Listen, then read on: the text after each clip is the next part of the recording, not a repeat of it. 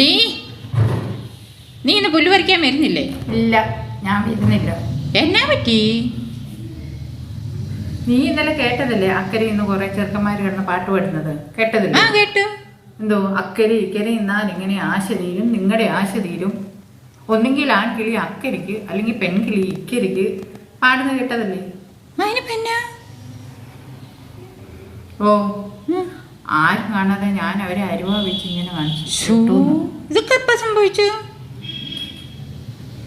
അപ്പൊ അവനെന്നെ എന്നാ തുണി പൊക്കി കാണിച്ചെന്ന്. ആ, അതൊന്നും സാരമില്ല. എന്നാലും ഇല്ല. എടി അത് കാറ്റത്ത് പൊങ്ങിയതായിരിക്കും. നീ വാ.